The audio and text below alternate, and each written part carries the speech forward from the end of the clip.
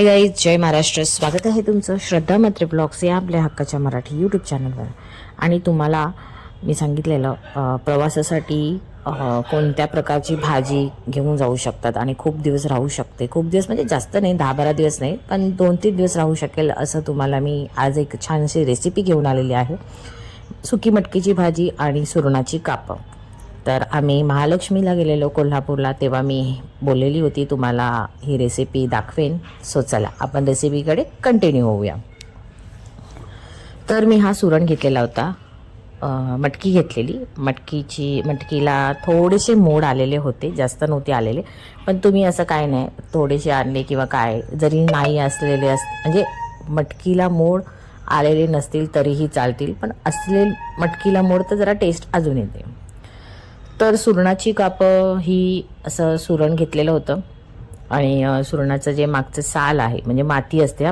कधी पण सुरण घेतलात ना तर बघा खूप सारी माती असते, तर त्याची आधी ना असं मागची जी साल असते सालपट्टी काढून घ्यायची आणि मग आहे ना पूर्ण जे सुरण असतं ते चांगलं स्वच्छ पाण्याने पूर्ण सगळी हे काढलं ना सालपट का त्याची ना धुवून घ्यायचं स्वच्छ पाण्याने चांगलं. हे बघा मी आता ना ते धुवून घेईन, पूर्ण माती लागलेली आहे, तुम्हाला दिसत असेल. हे बघा, तर हे सगळं मी पहिले कचरा बिचरा भरून टाकते, कारण ते कसं पुन्हा माती नको लागायला ना ती जागेवर, म्हणून आता हे सगळं धुवून घेणार आणि नंतर तुम्हाला कटिंग कशी करायची ती तुम्हाला दाखवते. कशाही प्रकारे आता हे धुवून घेतलेलं आहे आणि कशाही प्रकारे तुम्हाला स्क्वेअरमध्ये तुम्ही कटिंग करू शकतात, कारण सुरणाला हा आकार नसतो. म्हणजे प्रॉपर तुम्ही बोलाल मला हा शेप पाहिजे, तो शेप पाहिजे, त्या शेपप्रमाणे काही कट करू शकत नाही आपण.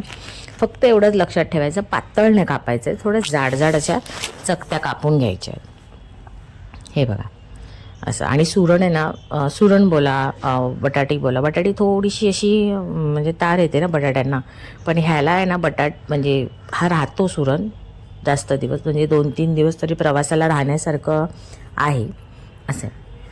तर आता मी मस्तपैकी आमचा आगरी मसाला, मीठ, हळद असं लावून घेतलेलं आहे आणि त्याच्यामध्ये नंतर ही अद्रक, लसूण, कोथिंबीर, हिरवी मिरची अशी पेस्ट आहे ना ती ॲड केलेली आहे, जरा टेस्ट येते म्हणून. आणि कोकम आगळ का, कारण सुरण कधी कधी घशाला खवखवतं, म्हणजे ज्यांना कळत असेल, म्हणजे पिवळं जे असतं जास्त पिवळं तर ते थोडंसं खवखवतं. जरा सफेद असेल ना सुरण तर तुम्ही ते घ्या, ते जास्त खवखवत नाही. पण कुकमाचं आगळ टाकलं तर अजिबात काही होत नाही. सो एका साईडला मी मॅरिनेट करून ठेवलेलं आहे आणि दुसऱ्या साईडला आता मी मटकीच्या भाजीची फोडणी करते. राई, जिरं, कढीपत्ता टाकल्यानंतर मी झाकण ठेवलेलं आहे, कारण कढीपत्त्याचा वास जो आहे तो बाहेर जाता कामा नये म्हणून.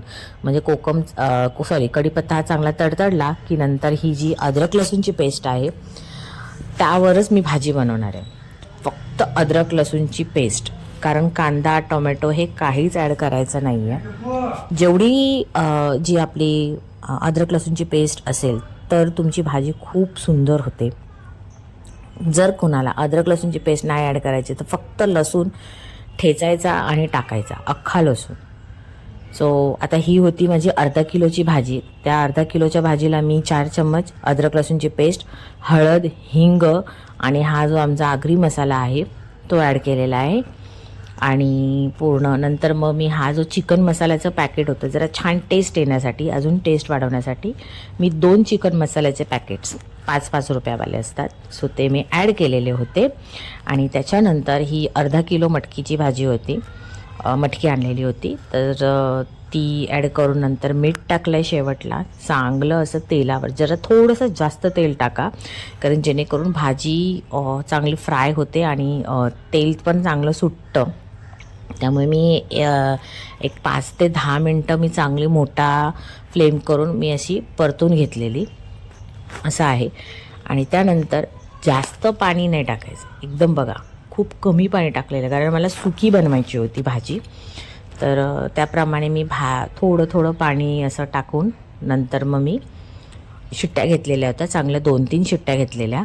आणि मग शिट्टी घेऊन झाल्यानंतर, कारण सुकी एकदम करायची होती ना प्रवासासाठी, रस्सा केली असती तर म्हणजे कसं पूर्ण लिकेज झालं असतं डब्यातनं, म्हणून ही सुकी अशी सगळ्यांना आवडलेली होती जेव्हा मी घेऊन गेलेली होती पिकनिकला तेव्हा. आणि चांगली मटकी शिजलेली होती, हे बघा पूर्ण अशी शिजलेली होती. आणि त्याच्यानंतर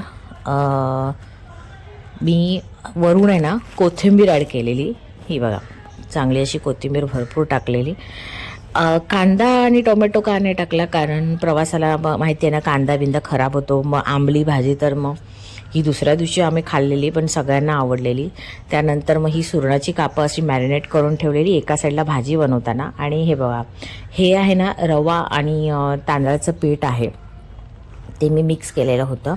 त्याच्यामध्ये थोडंसं मीठ टाकलेलं होतं आणि मग मी फ्राय करायला घेतलेलं. रवा आणि तांदळाचं पीठ जरी तुम्हाला ऑप्शनल, जर तुम्हाला रवा आणि हे थोडंसं क्रिस्पीनेससाठी म्हणजे छान लागतं कोटिंग असेल तर. आणि जरीही तुम्हाला हे नाही करायचं आहे म्हणजे तांदळाचं पीठ घरात नसेल आणि रवा नसेल, तर तुम्ही फक्त हे जे मी मसाला मॅरिनेट करून ठेवलेले होते ना ते तुम्ही असेच शॅलो फ्राय केले ना तरीही चालतील, काही प्रॉब्लेम नाही असं आहे. आणि बारीक गॅसवर हे सगळं करून घ्यायचं आहे, कारण सुरण आहे ना थोडंसं शिजायला वेळ लागतो, सो त्यामुळे. आणि त्यानंतर हे सगळं मी असं ॲड करून झाल्यावर झाकण ठेवणार आहे, बारीक गॅस करून अल्टीपल्टी करणार आहे. सो हे बघा थोडासा असा मीडियम गॅस करून एका साईडला परतून घेतलेत, मग नंतर परतले आहेत. तर अशी आपली ही सुरणाची कापं मस्तपैकी कुरकुरीत अशी डन झालेली आहे. आणि सांगू का, कोण जर प्रवासाला ही रेसिपी कोणी ट्राय केलेली असेल तर प्लीज मला कमेंट करून सांगा हा. किंवा प्रवासासाठी नाही, कधीतरी घरामध्ये आता वेजचे दिवस आहेत तर आज नाहीतर उद्यामध्ये तुम्ही करा आणि मला कमेंट करून सांगा. सुरणाची कापं आणि सुकी मटकीची भाजी ही कशी वाटली हे नक्की कमेंट करून सांगा. आजची रेसिपी आवडली असेल तर लाईक करा, शेअर करा आणि सबस्क्राईब करायला विसरू नका. धन्यवाद.